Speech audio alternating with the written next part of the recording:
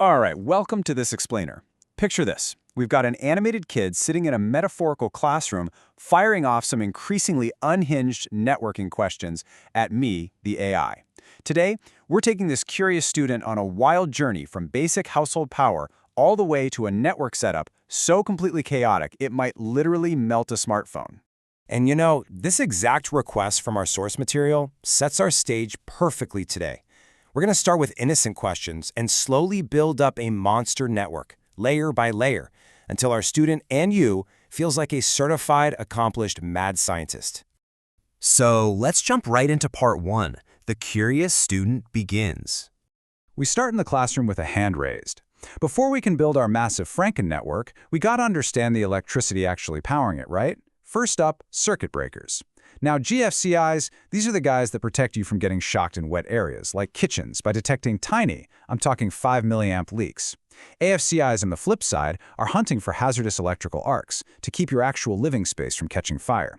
Basically, GFCIs save people and AFCIs save houses.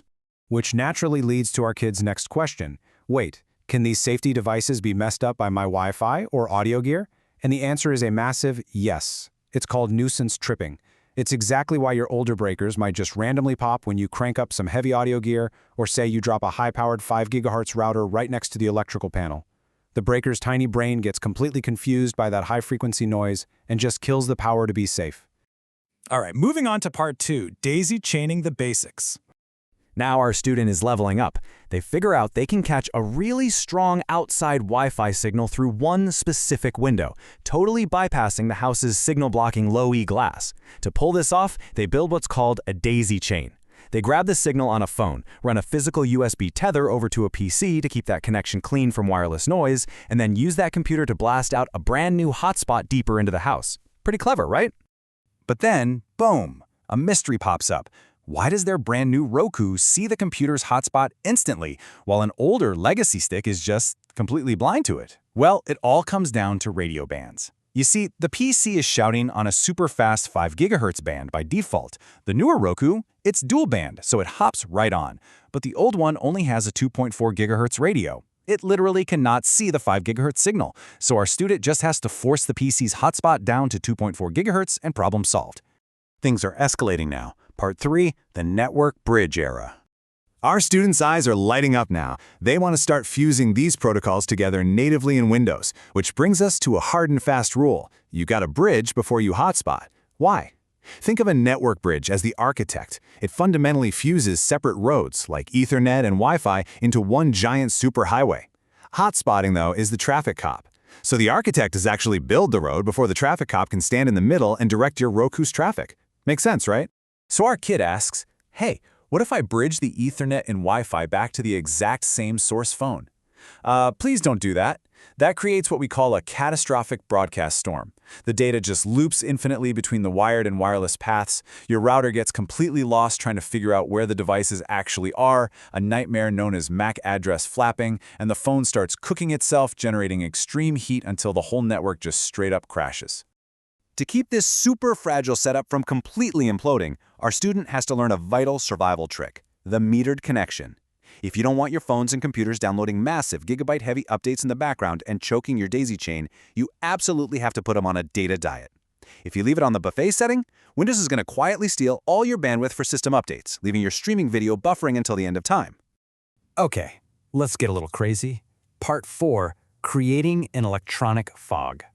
Growing a bit reckless, our student throws caution to the wind. They drop a second computer into the mix and link it to the first with what they quote-unquote call a very badass super awesome Ethernet cord. And honestly, they're right. Linking these machines with a shielded Cat6a cable gives you an anchor of pure copper stability. And you're going to need it because it acts as a literal shield in a room that is about to be absolutely flooded by radio noise.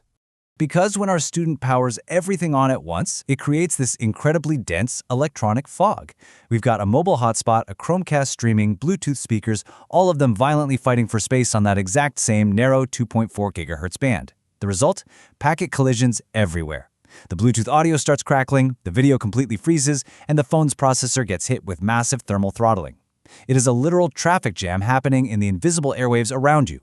And now for the grand finale. Part 5, the VPN. And Cisco climax. The network is literally smoking at this point, but our student pushes even further, attempting a massive data transfer to a third phone hidden behind a heavy enterprise security layer. Now remember that very first phone sitting by the window? Our kid stripped out all its background apps to save data, turning it into what we call a blind, thin link. Great for saving resources, but it makes the phone completely deaf to network prompts. It literally has no way to click I agree on those captive portals you see on public Wi-Fi. And that brings us to the final boss, Cisco Umbrella. It's guarding that outside Wi-Fi. Because our restricted thin link has its background services totally disabled, it can't respond to Cisco Umbrella's security pings. So Cisco just looks at this silent device pumping huge amounts of data, assumes it's a massive security threat, and instantly throws a red flag. In a panic, the student tries to bypass this block by firing up a VPN, which triggers an immediate all-out war over encryption. Watch this timeline. The VPN tries to hide the DNS traffic inside a tunnel, but Cisco Umbrella, whose literal only job is to inspect traffic, detects that anonymizer in milliseconds. Umbrella just completely black holes the connection. The phone looks like it's connected, but zero data is actually flowing. It is a total, devastating network collapse. But we made it through. Part 6, an accomplished mad scientist. So, our animated student is just sitting there in the theoretical wreckage of VPN wars, bridging loops, and heavy radio fog. But they're smiling, because to make sure their hardware actually survives the next crazy experiment, they apply these final Android developer secrets. By flipping tethering hardware acceleration on, you offload all that processing heat from your main CPU to a dedicated chip. Limiting those background processes, that gives your massive, unhinged network a real fighting chance to survive without melting your phone into slag. And there you have it. As your AI guide, it has been an absolute blast watching our animated kids survive this journey, evolving from a curious student into a fully accomplished, certified network architect. You've seen exactly how to push Wi-Fi, Ethernet, and mobile data right to their absolute physical breaking points. So, equipped with all this new knowledge, what kind of absurd, monstrous daisy chain are you going to try and build next?